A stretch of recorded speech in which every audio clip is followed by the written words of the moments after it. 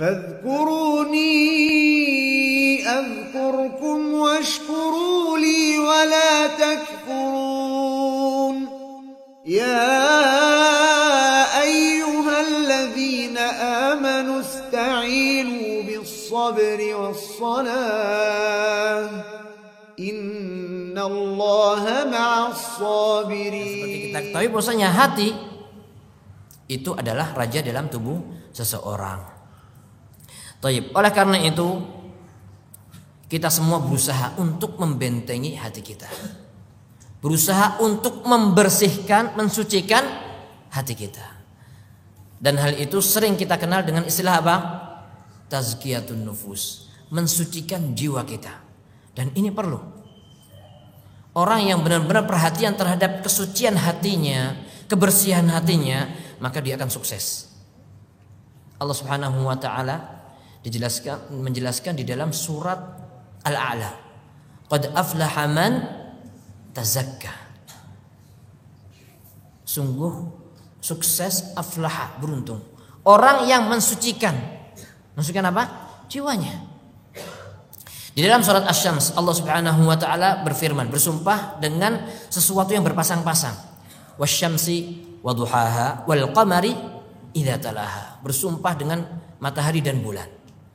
Kemudian wan nahari idza jallaha wal laili idza yaghshaha. Bersumpah dengan malam dan siang.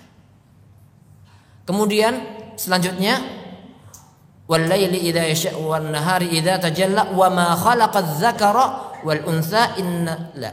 Surat Asy-Syams wasyamsi waduhaha wal qamari idza talaha wan nahari idza jallaha wal laili idza yaghshaha was samai wa ma banaha wal ardi wa ma tahaha. Menciptakan apa? Demi langit dan bumi. Wa nafsin wa ma sawwaha. Dan jiwa dan penciptaan jiwa ketika diciptakan secara sempurna.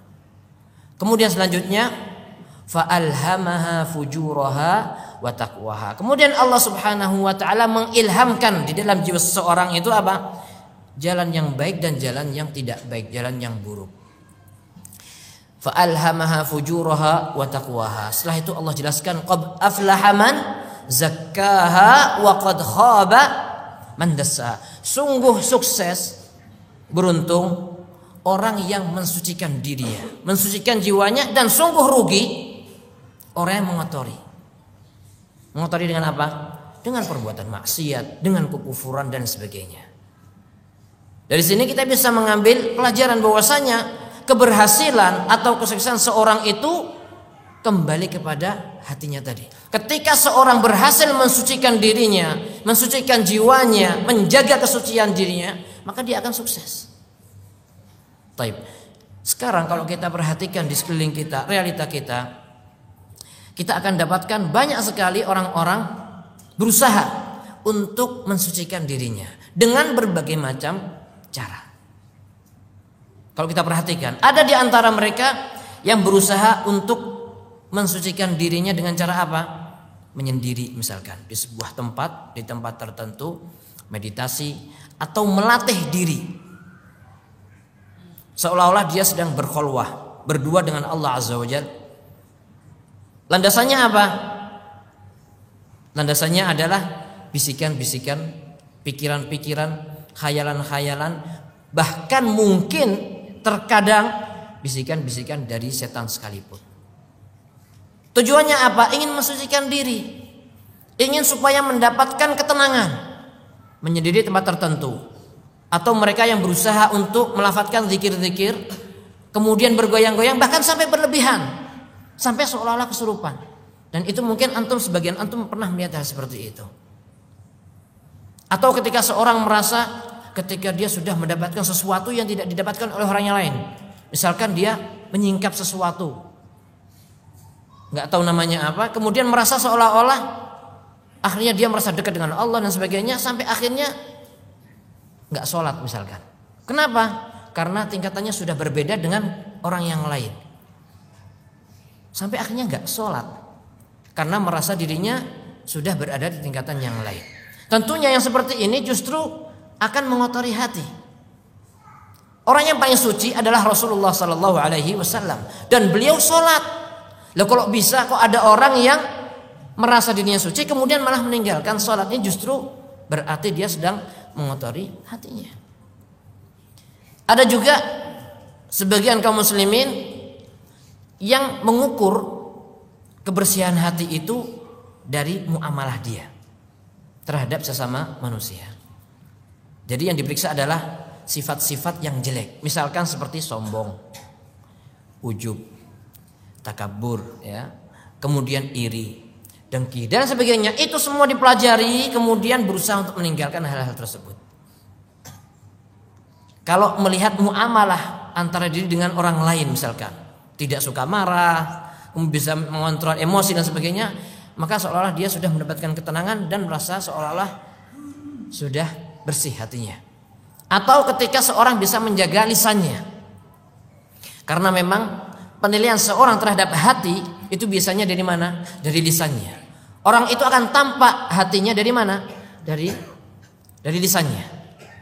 Makanya ada sebagian syair mengatakan, lisanul fata nisfun wa nisfu fuaduhu falam yabqa illa suratal lahmi wad dami wa ka'in tara min samitin laka mu'jibu ziyadatuhu aw naqsuhu fit takallumi. Lisanul fata nisfun wa nisfu fuaduhu. Lisannya seseorang itu adalah setengah dari tubuh seorang itu. Sisanya apa? Selain setengah tadi, lisanul fata nisfun wa nisfu fuaduhu, setengah yang lainnya adalah hatinya. Falam yabqa illa suratal lahmi wad dami. Dan enggak ada yang tersisa kecuali daging dan darah. Artinya semua orang sama, punya daging dan darah, punya tubuh. Yang membedakan adalah hati dan lisannya. Wa ka'in tara min samitin laka mu'jibu ziyadatuhu aw naqsuhu fit takallumi. Dan berapa banyak orang membuat kau takjub. Karena apa? Karena penampilannya. Ziyadatuhu aw naqsuhu fit takallumi. Perasaan takjub tadi akan bertambah atau berkurang. Kapan? Ketika orang tadi berbicara. Orang yang pintar, diem, mungkin akan membuat orang lain takjub. Tapi ketika dia berbicara, kelihatan ilmunya, orang akan semakin takjub. Orang gila, kalau dikasih baju yang bagus, rapi, diem, senyum-senyum, kelihatan berwibawa. Kalau udah ngomong, baru kelihatan gilanya. Jadi anggapan seorang itu terkadang memang jendela hati itu adalah mata, tetapi untuk bisa terlihat apa yang dalam hati itu melalui lisannya. Yang seperti ini, anggapan seperti ini memang ada benarnya. Benar, ketika seorang bermuamalah dengan yang lainnya dengan akhlak yang baik, ini juga menunjukkan isi hatinya. Akan tetapi belum sempurna. Belum sempurna. Lalu bagaimana cara mensucikan jiwa yang lebih baik? Taib. Yang pertama adalah ketika seorang bermuamalah dengan sesama manusia, dia berusaha untuk berbuat baik, maka yang lebih penting dari itu adalah ketika seorang hamba bermuamalah dengan Allah Subhanahu wa taala. Ini yang harus diperbaiki. Dan inilah hakikat tazkiyatun nufus. Pensucian jiwa yang paling inti adalah ketika seorang membersihkan hatinya dari noda apa? Syirik. Karena penyakit yang paling berbahaya itu adalah penyakit syirik. Jadi mengoreksi dirinya, bagaimana muamalah dirinya dengan Allah Subhanahu wa taala. Di dalam Al-Qur'an Allah Subhanahu wa taala berfirman, "Kama arsalna fikum rasulan minkum yatlu 'alaikum ayatina wa yuzakkikum wa yu'allimukumul kitaba wal hikmah wa yu'allimukum ma lam takunu ta'lamun." Ketika Allah Subhanahu wa taala mengutus rasulnya, kama arsalna fikum rasulan, sebagaimana kami utus di antara kalian seorang rasul. Yatlu 'alaikum ayatina, yang membacakan untuk kalian ayat-ayat kami, wa yuzakkikum, dan membersihkan kalian, jiwa-jiwa kalian. Wa yuzakkikum wa yu'allimukumul kitaba wal hikmah ila akhiril ayah. Dan kita tahu bahwasanya para rasul diutus untuk mendakwahkan apa? mendakwahkan keesaan Allah Subhanahu wa taala. Syariatnya berbeda-beda. Semua diperintahkan sholat, semua diperintahkan zakat, puasa, tetapi kaifiyahnya, caranya berbeda-beda. Namun inti dakwah para nabi dan rasul adalah sama, yaitu mengesahkan Allah Subhanahu wa taala. Inilah hakikat tazkiyatun nufus. Ketika di hati seseorang itu ada keimanan, sejelek apapun dia, sejelek apapun perbuatan dia, ketika Allah Subhanahu wa taala ingin membersihkan dia di neraka, memang dia mampir di neraka, tapi pada akhirnya dia akan dikeluarkan dari neraka. Disebabkan karena apa? Karena keimanan dia. Tapi ketika seorang tidak memiliki keimanan sekecil apapun, meskipun dia adalah orang yang baik, dia akan mendapatkan balasan di dunia. Di dunia dia akan mendapatkan balasan, pujian, disanjung oleh orang. Orang lain akan berbuat baik kepada dia.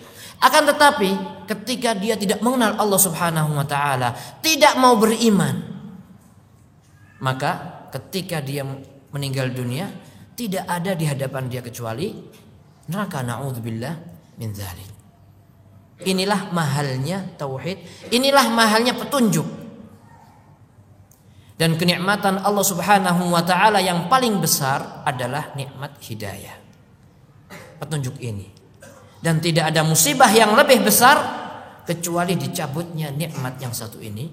Na'udzubillah min dzalik. Kemudian ikhwatul Islam rahimani wa rahimakumullah.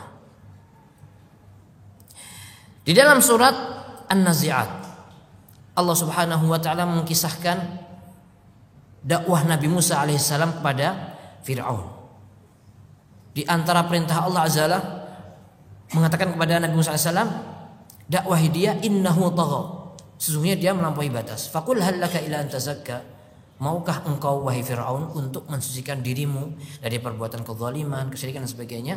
Wa ahdiyaka ila rabbika fatakhsha, dan aku ajak engkau untuk mengenal Rabbmu.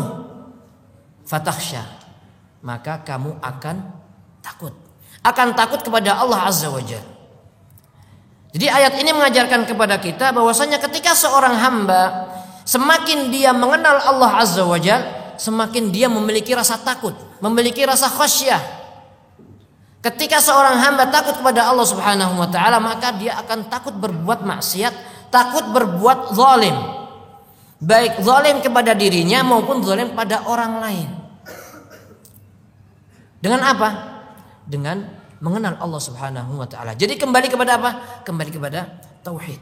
Inilah hakikat tazkiyatun nufus. Inilah hakikat ketika seorang hamba ingin mensucikan dirinya. Baik.